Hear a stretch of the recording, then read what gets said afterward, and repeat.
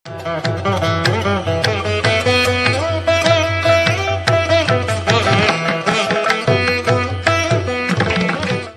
ಮಹಾಗಣಾಧಿಪತಯೇ ನಮಃ. ಗುರುಭ್ಯೋ ನಮಃ. ನಮಸ್ಕಾರ. ನಾನು ದಿವ್ಯಾ ಸುಬ್ರಹ್ಮಣ್ಯ.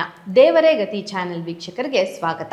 ಈ ವಾರ ಮರ್ಕ್ಯುರಿ ರೆಟ್ರೋಗೇಡ್ ಆಗಿರುವಂತಹ ಪರಿಣಾಮ ಹೆಚ್ಚಾಗಿರುತ್ತೆ ಅಂತ ಹೇಳ್ಬೋದು. ಹಾಗೆಯೇ ಸೂರ್ಯ ಕೂಡ ವೃಶ್ಚಿಕ ರಾಶಿಗೆ ಪ್ರವೇಶ ಆಗಿರೋದ್ರಿಂದ ಅದರ ಪ್ರಭಾವ ಕೂಡ ಮನಸ್ಸುಗಳ ಮೇಲೆ ಮಾನಸಿಕವಾಗಿ ಕೆಲವು ತೊಂದರೆಗಳನ್ನು ಕೊಡೋದಕ್ಕೆ ಜನರಲ್ ಆಗಿ ಕಾರಣ ಆಗಿರುತ್ತೆ.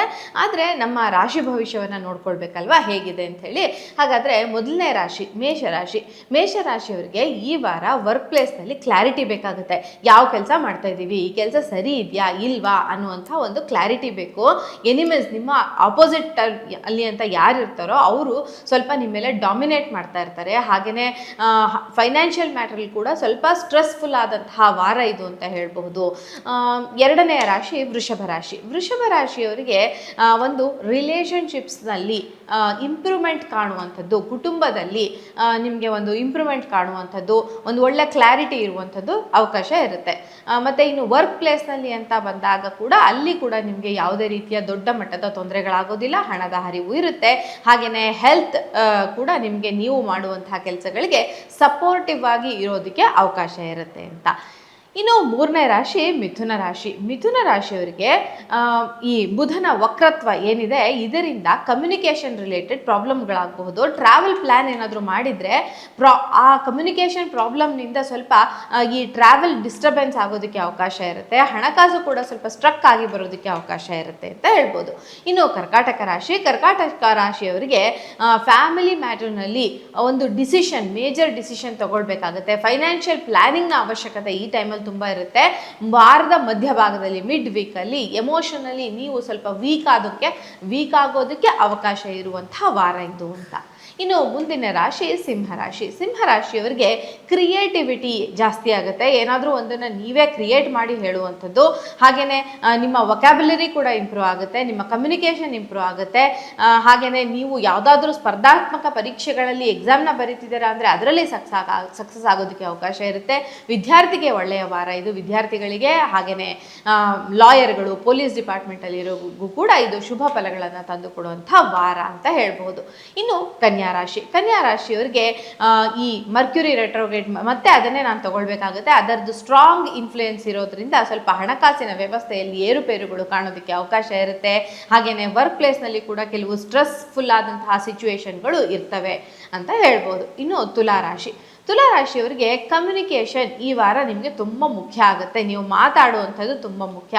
ಫೈನಾನ್ಷಿಯಲ್ ಒಂದು ಆಪರ್ಚುನಿಟಿಗಳು, ಹೊಸ ಆಪರ್ಚುನಿಟಿಗಳು ಹಣ ಗಳಿಸೋದಕ್ಕೆ ಬರ್ತಾ ಹೋಗ್ತವೆ. ಆದರೆ ನೀವು ಫ್ಯಾಮಿಲಿಯನ್ನು ಮತ್ತು ಈ ವರ್ಕ್ ಪ್ಲೇಸ್ ಬ್ಯಾಲೆನ್ಸ್ ಅಂತ ಏನು ಹೇಳ್ತೀವಿ ಇದನ್ನು ತುಂಬ ಕೇರ್ಫುಲ್ ಆಗಿ ಮಾಡಬೇಕಾಗುತ್ತೆ. ಇನ್ನು ವೃಶ್ಚಿಕ ರಾಶಿಯವರಿಗೆ ಈ ವೃಶ್ಚಿಕದಲ್ಲೇ ಇರುವಂತಹ ಸೂರ್ಯ ನಿಮಗೆ ಸ್ಟ್ರಾಂಗ್ ಆಗಿರುವಂತಹ ಒಂದು ಕೆರಿಯರ್ ಚಾನ್ಸಸ್ನ ಕೊಡ್ತಾನೆ. ಎಮೋಷನ್ಸ್ನ ಕಂಟ್ರೋಲ್ ಮಾಡ್ಕೊಳ್ಬೇಕಾಗುತ್ತೆ, ಶಾರ್ಟ್ ಟೆಂಪರ್ಡ್ನೆಸ್ನ ಕಂಟ್ರೋಲ್ ಮಾಡ್ಕೊಳ್ಬೇಕಾಗುತ್ತೆ. ಅದರಲ್ಲೂ ಮನೆಯವರ ಮುಂದೆ ನೀವೇನಾದರೂ ಶಾರ್ಟ್ ಟೆಂಪರ್ಡ್ ಆಗಿ ಬಿಹೇವ್ ಮಾಡಿದ್ರೆ ಅವರು ನಿಮ್ಮ ಬಗ್ಗೆ ತುಂಬ ನೆಗೆಟಿವ್ ಆಗಿ ತಿಳ್ಕೊಳ್ಬೇಕಾಗತ್ತೆ. ಮುಂದಿನ ರಾಶಿ ಧನುರಾಶಿಯವರಿಗೆ ರಿಲೇಷನ್ಶಿಪ್ ವಿಚಾರದಲ್ಲಿ ಸ್ವಲ್ಪ ಸ್ಟ್ರೆಸ್ಫುಲ್ ಆದಂತಹ ಸಿಚುವೇಶನ್ ಇರೋದಕ್ಕೆ ಅವಕಾಶ ಇರುತ್ತೆ. ಹಾಗೆಯೇ ನಿಮ್ಮ ಕುಟುಂಬ ಅಥವಾ ನಿಮ್ಮ ಮನೆಯವರ ಜೊತೆಗೆ ಅನವಶ್ಯಕವಾದಂತಹ ಮನಸ್ತಾಪಗಳು, ತಾಯಿಯ ಸ್ನೇಹಿತರು, ತಾಯಿಗೆ ಸಂಬಂಧಿಸಿದಂತಹವರ ಜೊತೆ ನೀವು ಮನಸ್ತಾಪವನ್ನು ಮಾಡ್ಕೊಳ್ಳೋದಕ್ಕೆ ಅವಕಾಶ ಇರುತ್ತೆ. ಹಾಗೆಯೇ ಕೆಲವು ವರ್ಕ್ ಪ್ಲೇಸಲ್ಲಿ ಕೂಡ ಕೆಲವಷ್ಟು ಸ್ಟ್ರೆಸ್ಫುಲ್ ಆದಂತಹ ಸಿಚುವೇಶನ್ಗಳು ಇರ್ತವೆ ಅಂತ ಹೇಳ್ಬೋದು.